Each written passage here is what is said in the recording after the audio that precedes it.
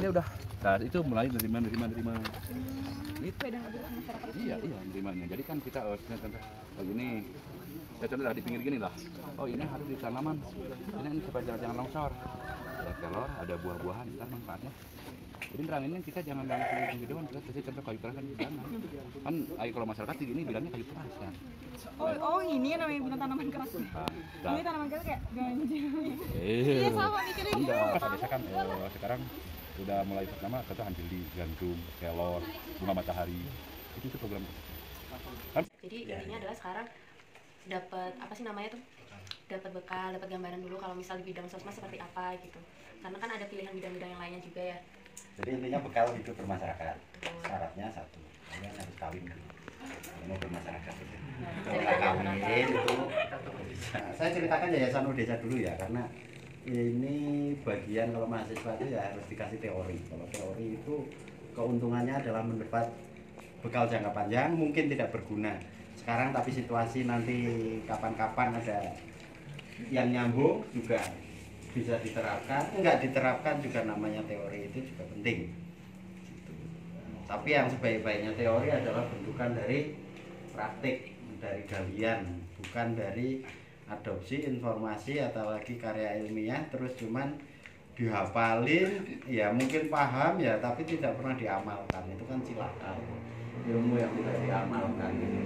Tidak semua ilmu itu bisa diamalkan, tapi syarat untuk menjadikan kita beramal itu juga mesti memakai kaidah-kaidah ilmu. Sebab kalau kaidah tanpa kaidah, termasuk bermasyarakat itu, kalau nggak pakai ilmu sosiologi, nggak pakai ilmu teori negara juga nanti bingung kalau kita menghadapi masyarakat itu. Ini kadesnya seperti ini, DPR-nya seperti ini, kalau kita nggak pakai bekal ilmu politik juga repot. Kok begitu bapak-bapak politisi itu loh, nyalurin bantuan kok harus seperti itu, harus fotonya lebih banyak daripada bantuannya, harus undang wartawan. Nah itu kan semua saling bisa dipahami arahnya ya. Jadi supaya jangan sampai kamu itu jadi tokoh masyarakat, pinter ngelola pendidikan tapi nggak ngerti arah politik, sehingga ujung-ujungnya ada bahasa politisi gitu. Atau jangan juga nanti ada yang jadi bupati, jadi anggota DPR malah kelakuannya kayak anggota hewan. Itu maksudnya sebenarnya mau jadi apapun termasuk karir dalam sosial, benar dibahasakan pakai karir juga boleh, karena dengan melabeli karir itu artinya ada kita sepakat terhadap rasionalitas berjenjang, bahwa ada masa-masanya kita harus kita masanya belum bisa dan harus belajar, ada masanya kita kapan harus berjuang dengan kecapekan, dengan lelah, tanpa modal, belum ada teman, belum ada pendukung. Ada kalanya juga nanti perjuangannya itu, kalau sekarang misal tahap Yayasan Udesa itu sudah bukan merekrut orang lagi, terutama yang di petani, tapi bagaimana mensolidkan petani, meningkatkan kualitas berpikir mereka untuk menjaga apa yang sudah kita lakukan, seperti membangun MCK, seperti menyebarkan bibit, benih dan lain sebagainya, juga meningkatkan kadar kualitas pendidikan mereka. Nah, tahapan-tahapan ini kan harus dilakukan, dialami. Hanya kita akan bingung nanti apa sih yang harus kita lakukan pertama kali. Sebenarnya ini akan terjawab bagaimana keadaan yang ada itu. Terus kita mau mengambil skala prioritas di mana. Nah, dengan memahami ruang lingkup apa yang terjadi di kita itu, barulah kita tetapkan namanya skala prioritas. Itu nanti kalau teori di kewirausahaan ataupun butuh yang namanya fokus. Kalau sudah fokus itu kita harus berani menyatakan bahwa inilah yang terbaik. Satu fokus itu tidak boleh dua. Boleh ilmunya multidisipliner, karena kalau sekarang ilmunya psikologi aja, agama aja nggak bisa. Karena yang akan kita hadapi juga kompleks. Orang agamawan juga harus ngerti ilmu wirausaha dan ngerti harus ilmu politik, walaupun kita harus jadi politisi. Nah, fokus itu penting untuk membuat kita lebih terarah nanti. fokus itu satu, tapi bukan berarti kita hanya mengerjakan satu, tapi kita pikiran kita, imajinasi kita itu mengarah pada pencapaian dengan dimulai dari satu tindakan yang konkret, yang nyata. Nah, ini satu hal, ini kaidah teori, masih teori ini. Yang kedua, kalau kita bermasyarakat itu nanti sebenarnya mau tidak mau pikiran kita supaya tidak bingung, tidak banyak mengeluhkan. Karena kamu kalau balik ke kampung ini rasanya wajahnya wajah kampung ya. Jadi kalau kamu balik ke kampungmu begini, pasti masyarakat kita nggak mau maju, ini susah diatur ini, itu pasti akan selalu berpikir seperti itu. Kita menyalahkan sesuatu yang tidak kita inginkan. Otak kita menginginkan yang seperti ini, tapi realitas seperti itu. Nah, ini harus diwaspadai. Cara simpelnya bagaimana? Tidak boleh berpikir seperti itu. Kalau tidak maju, pasti ada latar belakang. Kalau ada orang yang maju, pasti juga ada kronologi kenapa si A ini maju. Pelajari dulu, pahami dulu, jangan berkeluh kesah, karena keluh kesah inilah penyakit yang paling berbahaya di pikiran.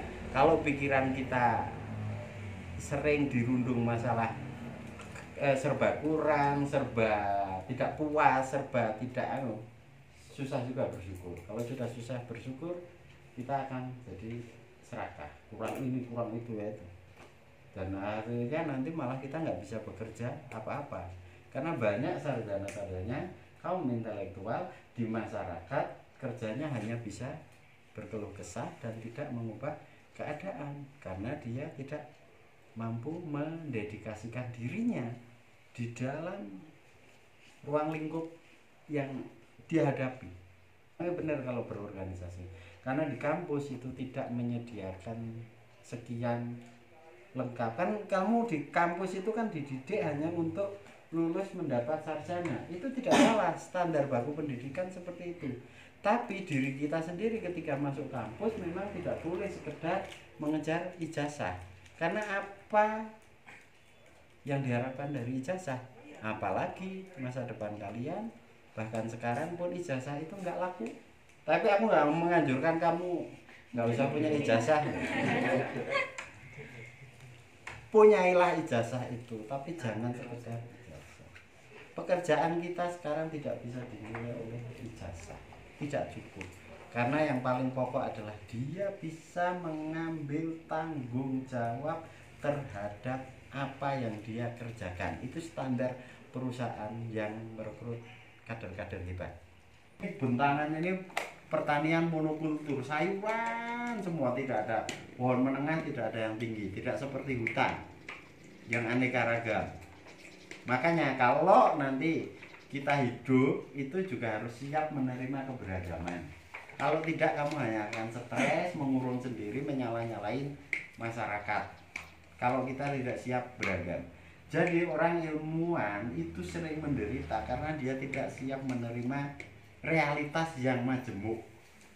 Dia boleh pinter, dia boleh canggih, boleh karirnya sukses, tapi selagi tidak menerima keberagaman termasuk kelas-kelas sosial, merasa gengsi, nggak mau bergaul dengan orang miskin, merasa gengsi kalau dengan golongan orang desa misal, karena merasa kota, ada psikologi superior, itu juga nggak akan nyaman. Karena di Indonesia tuh urusannya ya gini, coba hitung saja, kamu jalan dari sini ke ITB, ketemu politisinya berapa, ketemu gembelnya berapa, gelandangannya berapa, tukang bakso, pedagang kaki lima yang megah-megah, ketemu satpam, coba sesekali ngitung. Nah, itu imajinatif kita jalan, dihitung jenis masyarakat yang kita hadapi di dalam perjalanan radius 1 km itu sudah beragam.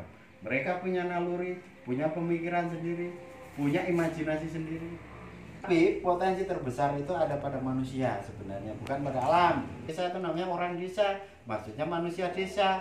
Objeknya bukan pada lokus material, tapi pada aktor manusianya, organizer desa, organik, produknya juga harus organik, intelektualnya juga harus organik, mampu membumi.